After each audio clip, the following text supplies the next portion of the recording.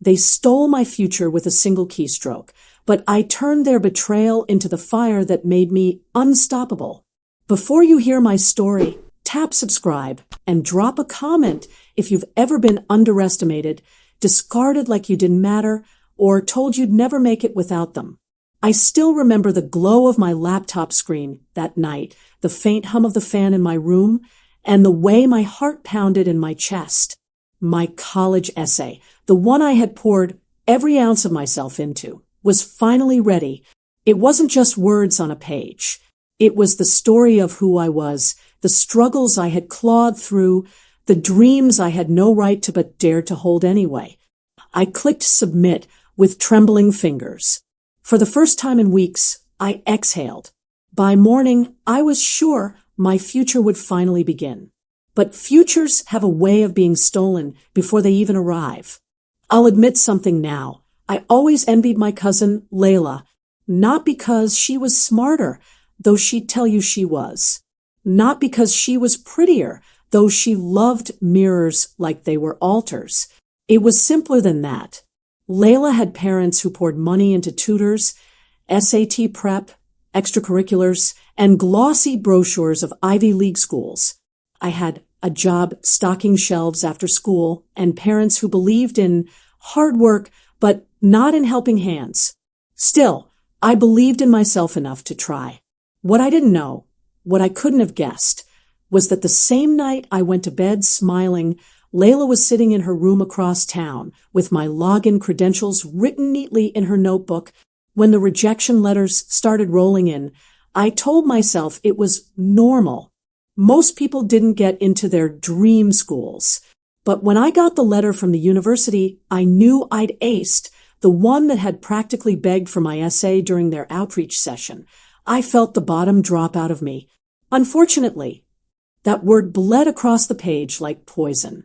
I couldn't breathe. By the third rejection, I snapped. I pulled up my application portal and checked. My essay wasn't there. Not my words, not my soul spilled on paper. Just strings of letters like someone had slammed fists on a keyboard until it looked like nonsense. A cruel, senseless joke. Mom, Dad, you have to believe me. I pleaded, sitting at the dinner table with the printed screenshot. Someone changed it. This isn't my essay. My father barely looked up from his plate. Stop making excuses. Maybe you should have tried harder. My mother sighed, eyes already tired from her shift at the diner. Colleges don't make mistakes, sweetheart. Maybe it just wasn't meant to be. The lump in my throat burned. I wanted to scream, to throw the laptop across the room, to shake them until they understood. Instead, I looked across the table. Layla sat there, chewing slowly, her lips curled into the faintest smile. That was the moment I knew. And the moment I realized I was alone. I took a job, then another.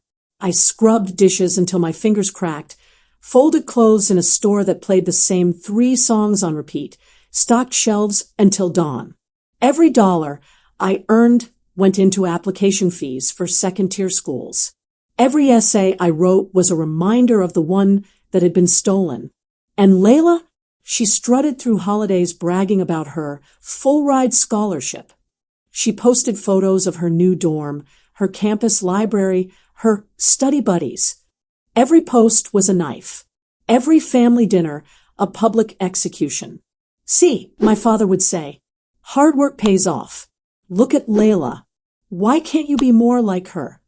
I smiled through it, nodded, swallowed the bile. Because one thing burned hotter than the pain. Revenge. The years passed. Slowly, quietly, I built my empire of silence. I worked through exhaustion so deep, I thought my body would collapse. I took loans, swallowed debt like poison, and told no one. By the time senior year came, I was running on fumes. But I was also standing at the top of my class. Valedictorian. It wasn't just a title. It was a weapon. I'll never forget the look on her face that day. Layla, sitting in the back row of the auditorium, her once perfect hair dull, her once confident smirk replaced by tight-lipped resentment. I knew she'd flunked out. Whispers travel fast when someone's GPA tanks. When they called my name, I walked across that stage with my diploma in one hand and my robe swishing against my legs like armor. The spotlight blinded me, but I didn't need to see. I could feel her there. I cleared my throat, leaned into the microphone, and smiled. I want to thank those who believed in me, I said, my voice steady. And I especially want to thank those who tried to break me. You gave me fuel. My eyes locked on hers. I let the silence hang, heavy and sharp. And for the first time, she looked away. People like to say time heals all wounds. They're wrong. Time doesn't heal. It hardens. It calcifies pain until it becomes part of your bones, until every step you take reminds you of what was broken. For me, every paycheck, every late-night study session, every cup of stale coffee I downed to keep from collapsing reminded me of one thing, Layla, and what she stole. The truth didn't come to me in a neat confession. It came in fragments. Months after the rejection letters, I'd stopped obsessively checking my application portal. But one night, while pulling a late shift at the library, I overheard two girls whispering in the next row. Layla said she totally ruined someone's essay. Can you imagine? Just replace the whole thing with random letters. My chest went cold. Why would she do that? The other asked, half laughing. She said she needed the scholarship more. Besides, the girl wouldn't have made it anyway. They giggled. I sat there frozen, my pen hovering above my notes, the words bleeding into nothingness. Confirmation. Layla hadn't just stolen my future. She had laughed about it. I confronted her once, months later. Did you do it? I asked, my voice trembling, my hands curled into fists at my sides. She didn't deny it. She didn't have to. Instead, she tilted her head and smirked. Maybe you shouldn't make it so easy, cousin. Passwords on sticky notes? Really? My heart slammed against my ribs. You ruined everything. Oh, please, she said, rolling her eyes. If you were really meant to succeed, a little setback wouldn't stop you. She walked away before I could respond, her laughter trailing behind her like a knife twisting in my gut. That was the moment I stopped waiting for anyone to believe me. I thought I knew exhaustion before. I didn't. Not until those years. My mornings started before dawn at the diner, where the smell of burnt coffee clung to my clothes long after my shift ended. I'd rush to class, scribbling notes with fingers still trembling from carrying too many plates. After classes, it was the retail job, folding clothes, answering questions, smiling through gritted teeth as my body begged for rest. Then, after midnight, I'd study. My dorm room was small, my mattress thin, but the silence was mine. There were nights I sat on the bathroom floor with my textbooks propped on my knees, fighting the urge to cry because crying wasted time and energy. Nights when I wanted to quit, when my hands shook so badly from fatigue. I couldn't hold the pen straight. But I never quit, because every time I thought of giving up, I saw Layla's smirk. Holidays were the worst. Layla made sure of it. She'd arrive in a new outfit, manicured nails flashing as she tapped away on her phone. My professors just adore me. She'd say, it's a shame not everyone has the work ethic for college. My parents would beam. We're so proud of you, Layla. You've made the whole family proud. Then they'd look at me. How's work going? Work. That was all they saw. I'd force a smile, stab at the dry turkey on my plate, and imagine standing up and screaming the truth across the table. But I stayed silent, because silence was power. By junior year, I started hearing whispers. Layla wasn't doing so well.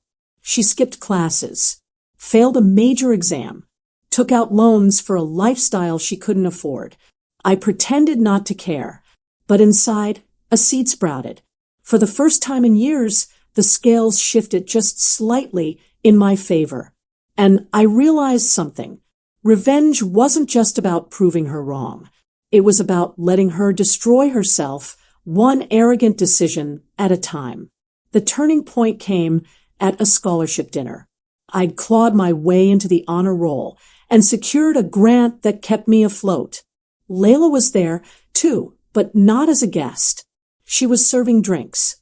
I almost didn't recognize her at first. Her hair was tied back, her smile strained, her uniform wrinkled.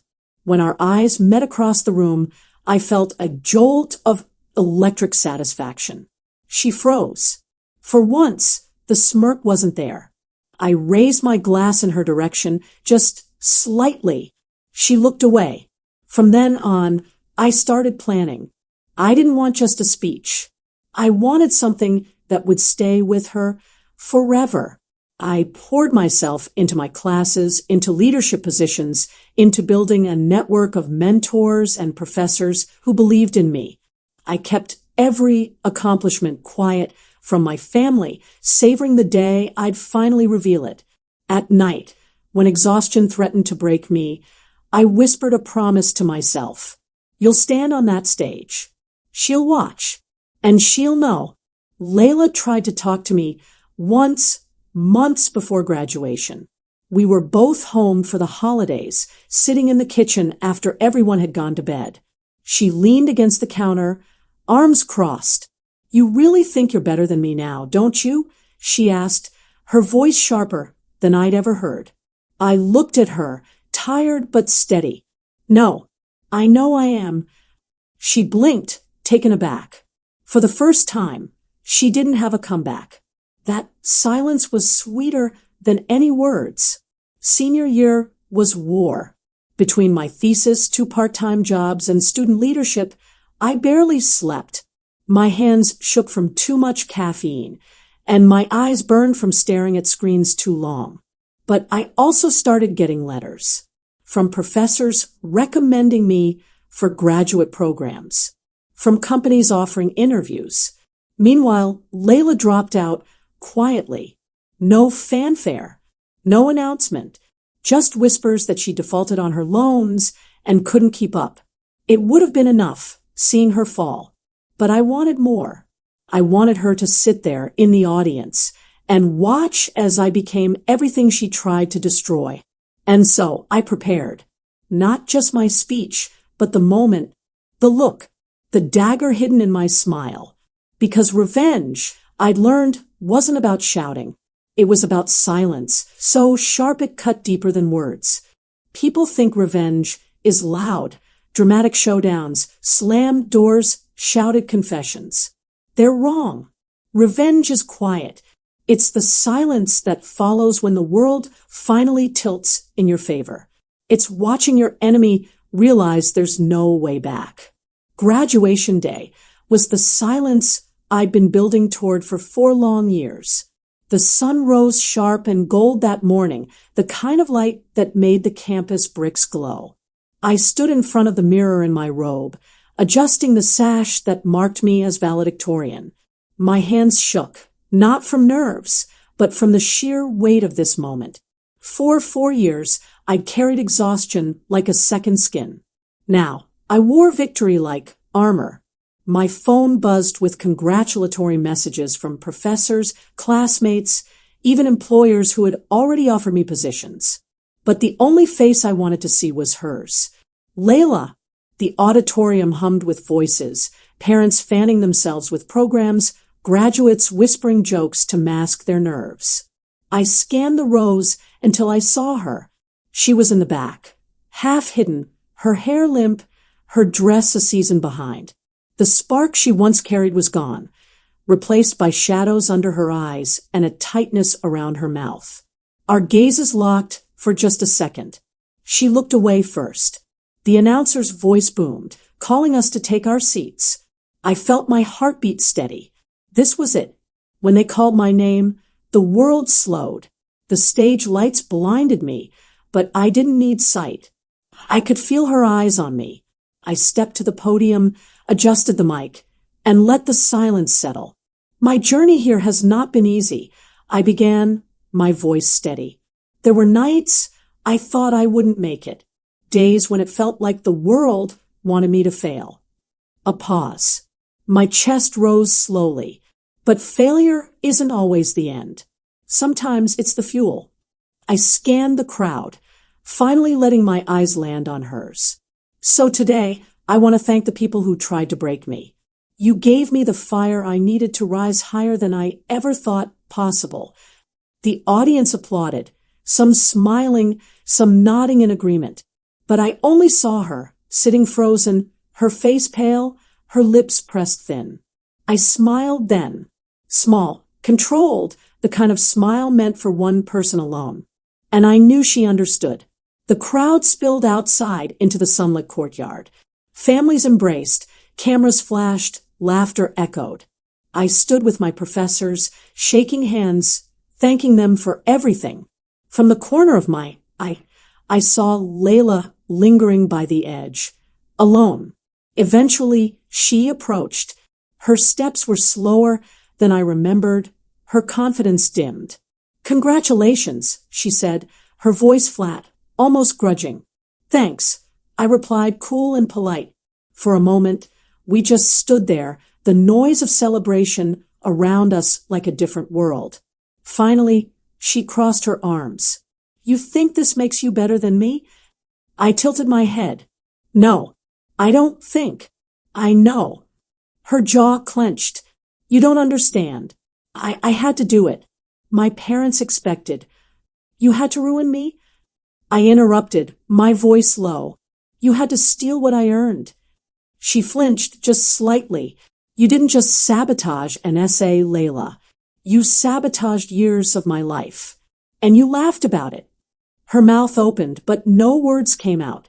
I leaned closer, my voice soft enough that only she could hear. "Look around. You lost. And the worst part, I didn't have to lift a finger to ruin you. You did it all on your own." Her eyes glistened, but she blinked hard, forcing the tears back. She turned and walked away without another word. I didn't watch her go. I didn't need to. Summer came, and with it, job offers. I chose one that would take me across the country, far from the whispers of my small town. My life stretched ahead, bright and open. Occasionally, I'd hear about Layla. She'd moved back in with her parents, drowning in debt. Rumor had it she was working retail, the same kind of jobs I once juggled, but without the grades or determination to climb out. I never reached out. I didn't gloat. Revenge wasn't about keeping her down. It was about proving that no matter what she took from me, she could never take who I was.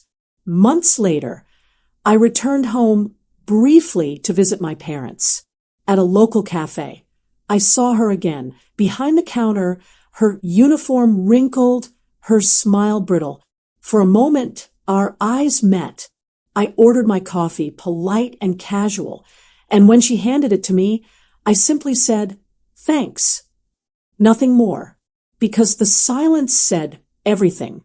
As I walked out, the bell over the door chiming softly, I realized something. She had stolen my essay, but I had written the ending, and it was mine alone. Years later, I sometimes think about that girl I used to be, the 17-year-old staring at a screen filled with gibberish, wondering how her future had been erased overnight. If I could speak to her now, I'd tell her not to cry, that one day her scars would be the steel in her spine. Life moved forward. I built a career I'm proud of. I travel. I stand in rooms I once only dreamed of entering, and people actually listen when I speak. And every so often, I hear Layla's name. She never finished school. She bounced between jobs, each one smaller than the last. Her debts grew, her excuses grew louder, and her laughter, the laughter I once heard as she admitted what she'd done, disappeared. The last time I saw her, she avoided my eyes.